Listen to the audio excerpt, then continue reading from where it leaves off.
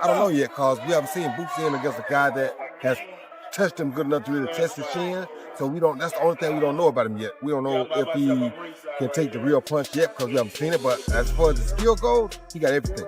And that fight could be a very difficult fight because he has everything.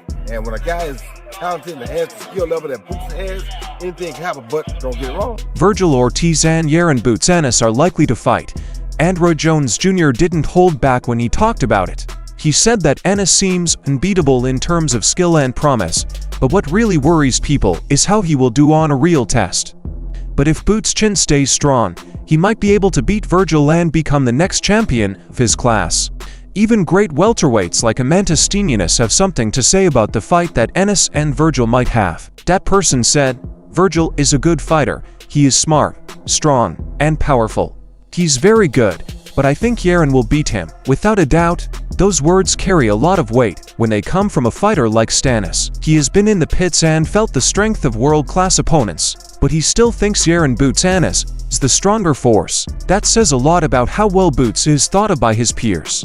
The way I spoke calm, sure, and sure of myself almost seemed like a warning to Vergil Ortiz Jr. Fans now want to know, foreseeing the start of a new era in the middleweight class. And Vergil might be walking right into trouble if Ennis really is unbeatable. Then they came, calm but hungry, and they talked like they knew exactly where they were going. His focus wasn't just on Vergil or any other enemy. It was about legacy, brilliance, and dominance across all categories. My legacy, it's time to, for me, my legacy is to be, collect them belts, be multiple weight division champion, undisputed at 54 if possible, and keep doing it each and every weight class, 154, 60, and maybe 68. That's my goal, and to fight these top guys. And it's gonna happen, one by one. We're gonna bring him. When Boots talks about his future, it doesn't sound like a dream. It sounds like a plan that is already being carried out. His tone gives off the quiet fire of someone who is ready to take over boxing one step at a time. His goal is to be the face of the sport in every fight, every belt, and every class. He's not happy with just being a rising star. Everything fits into a bigger picture. Plus, the way he says it, as if he already knows it's his fate, makes it really scary. It's clear to the fans, there is a storm coming, and Jaron Ennis is in the middle of it. Max Kellerman, one of the smartest boxing experts, gave his opinion on the possible fight between Ennis and Vergil, breaking it down in the way that fans usually do, with a mix of logic and gut feelings. The taller, longer fighter with the better defense should be favored, and that's Boots, right? Because generally, that guy wins those fights. But it's a different thing than actually going out and beating Vergil Ortiz and doing it in style. If he Especially fights, in that type of match. Kellerman's words were infused with a realistic sense that can only come from having seen many greats rise and fall. He agreed that Ennis had some natural benefits, like length, defense, and ring smarts, but he also warned that talent alone isn't enough when the lights are on. The important thing is how you use those skills when a hungry attacker like Vergil charges at you. The tone he used was not rude. It seemed careful, like he'd seen too many sure things break down. Boxing was even talked about by Lysian McCaw, a former NFL player who is known for saying what he thinks. He had a lot of faith in the Boots. Yeah. he should be the betting favorite. Yes. I think he will be. I think he's more talented. He's better. Yeah. From McCaw's point of view, there was no analysis or question. It was a clear belief. You could tell that he admired Ennis' skill, speed, and confidence in the ring by the way he spoke. Coming from a great player who knows what real greatness looks like, that suggestion had a different effect on me. It wasn't about numbers or charts. It had to do with feelings. You know you've found a great talent when you feel it in your gut before anyone else does. What McCaw said sounded more like a guess than an opinion. He might be right, and if so, this could be the start of a major new era in fighting history.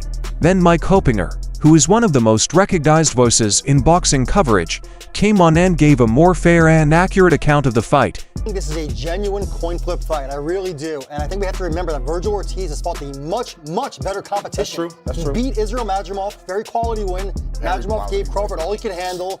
And that was a fight where Vergil Ortiz had to come back from down on the card. So he showed real heart, real character. Hoppinger didn't pick a side. Because he had seen both fighters earn their stripes, he broke it down like a real analyst. He told his fans that Vergil Ortiz Jr. is a well-known name. He has been in real fights, gotten through tough times, and shown how tough he is when it matters the most. His words helped us see things in a different light and reminded us that heart and experience can sometimes fill in the gaps that skill makes. Kopinger's tone showed worrying, even though many people see Boots as the future, because one punch could make all the difference in this fight. Roy Jones Jr. couldn't hide how much he admired Jaron Boots, and this time he spoke from a real place of happiness. Watch Boots. Oh, okay. Boots, yeah. I love watching Boots. Boots got game. When people don't understand, Boots got game. You know what I mean? Boots, every now and then he messes on the defense a little bit, but Boots got game. In his speech, you could feel the buzz, the kind that Roy can only give to real ability when he sees it. He wasn't just looking at skill, he was honoring a boxer who made him think of the old-fashioned glory he used to stand for. Roy's voice sounded almost naughty, like he couldn't get enough of seeing a young star take over. When he talked about Boots, he did so with joy, as if he were seeing the future of boxing right in front of him. When someone like Roy Jones Jr. talks with such emotion, you know it's not just hype, it's the Bible coming true. As if Roy Jones Jr. hadn't said enough already. He hit them hard with one more comment that made them feel even worse. A message that showed how much he values Jaron Boots Ennis. He stated, "Boots got enough tools to beat anybody." That phrase said everything. This is from a great who has seen all kinds of fighters, including speedster, puncher, expert, and champion. Those words mean something.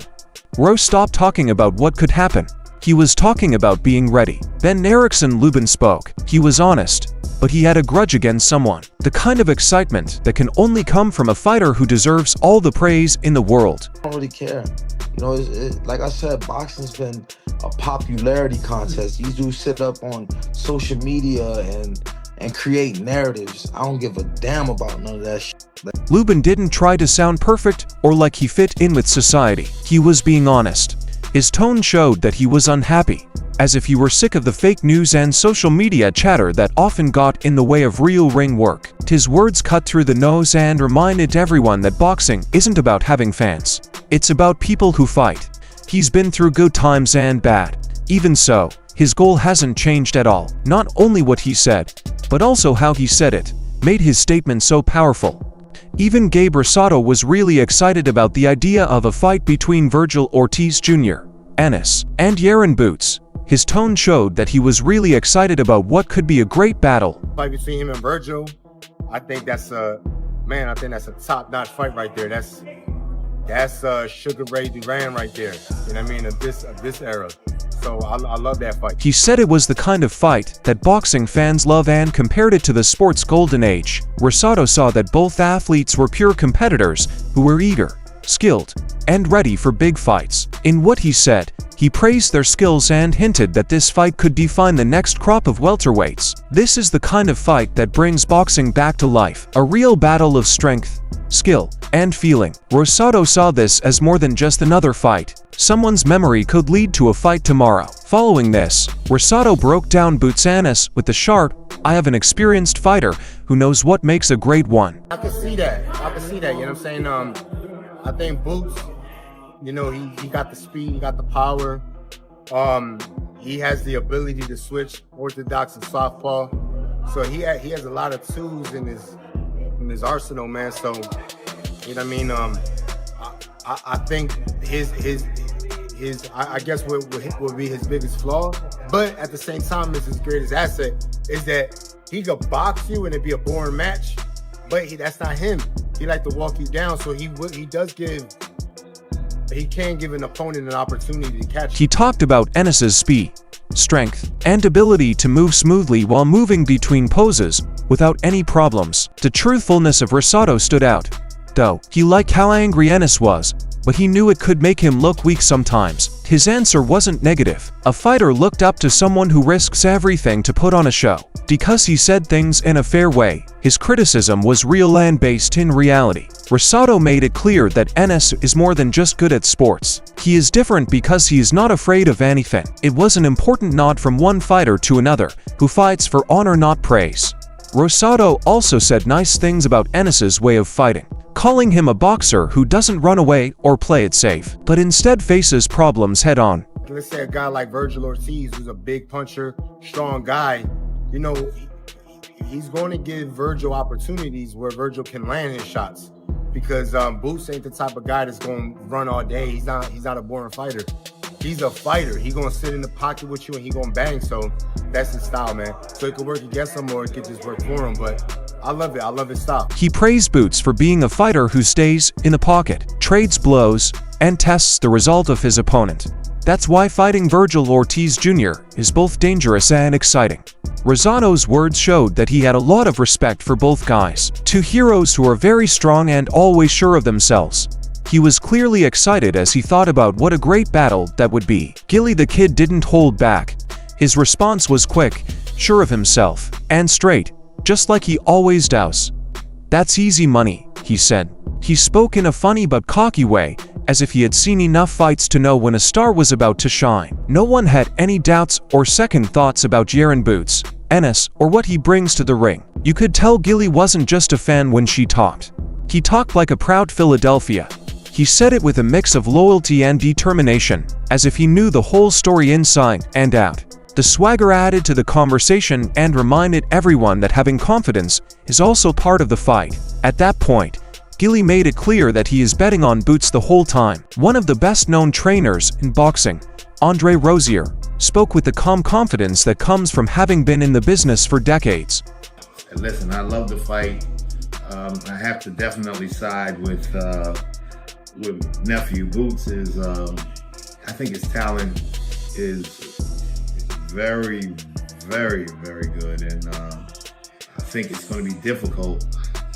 But Vergil is a monster, so it's going to be interesting. I can't wait to see it. He talked about how excited he was for the competition and made it clear that he supports Jaron Boots. Rozier praised Ennis, whom he affectionately called his nephew, for his natural ability and skill set, recognizing how unique he is as a fighter. But he also gave Vergil Ortiz Jr. his due. He knew how dangerous and intense Vergil was in the ring. Rozier spoke with both pride and care, like a teacher who knows what greatness is and also knows what danger it poses. His words set the tone for what could be an extremely heated and tough race in the division. Andre Rozier then switched gears to talk about what's going on at 154 pounds, stressing that Vergil Ortiz Jr. still has a lot to show before he can be considered a major contender. Until I see them actually mix it up, it's almost like a smorgasbord of 154 pounders.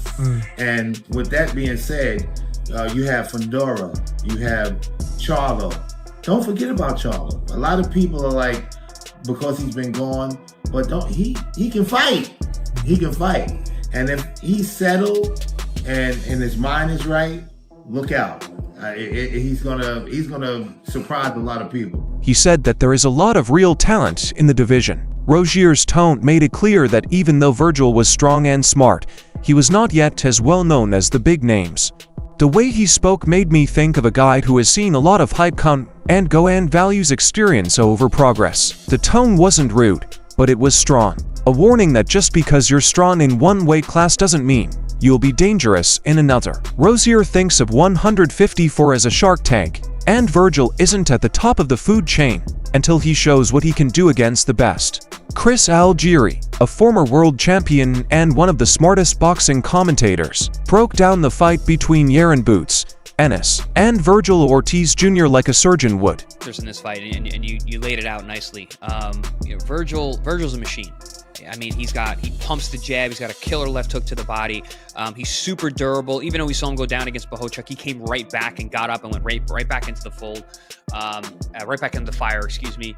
And Boots, he's got all the physical talent, the raw gifts. He's also technically, he understands what he's doing in there. His style is so fluid and athletic. It's funny.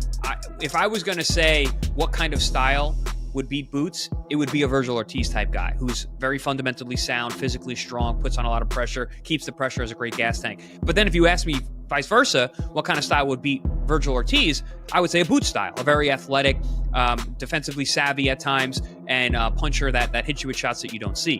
So it really is a great matchup between two guys whose styles mesh in a way that you're like, man, I don't have an answer, because I can see both scenarios playing out. Regardless, that's the kind of fights that we need. Young guys fighting in their primes with conflicting, clashing styles. This fight's gangbusters no matter what. He stressed the clash of styles. Boots moves quickly, smoothly, and unexpectedly, while Vergil keeps pressing, attacks, and is tough. Algieri said that the skills and weaknesses of each fighter are perfectly balanced, making for an exciting and unpredictable matchup. There was no choice on his part. He liked how different they were. Two young stars who are both at the top of their game compete to see who really belongs there. His temper tantrum showed why fighting is so exciting. Algieri then put the fight in perspective by telling everyone that Boots Ennis and Vergil Ortiz Jr. are two of the biggest young boxing stars in the United States. He said that it is very rare for two warriors of this level to compete while they are still rising. They both had a lot to lose and something to show. It was pointed out by Algieri that Boots has won many championships, but Vergil has yet to win a big championship. This makes him even more determined in his approach, and his words showed love for both while also implying that experience might come in handy and things get tough in the ring. The way he talked about it made the fight look even bigger. Not just another fight, but a main event. There are two ways to success that are at odds with each other. And, as Algieri said, these kinds of fights are what keep boxing going. Boots Ennis might have the upper hand. He is very hard to beat across the ring because of his timing, speed, and ability to change. But Vergil Ortiz Jr. has that raw energy and relentless drive that can break even the best if they aren't ready for it. It's so exciting because this one could go in any direction. What do you think? Will Boots Ennis show that he is the next big thing? Or will Vergil Ortiz Jr. put an end to the rumors and show everyone why he is the real threat in this division? What kind of person has the heart, chin, and skills to win in the end? Feel free to write your thoughts in the space below. Let us know what you think about this fantasy game. Don't forget to subscribe to our channel to see more videos like this one, in which we break down the biggest boxing fights and biggest names.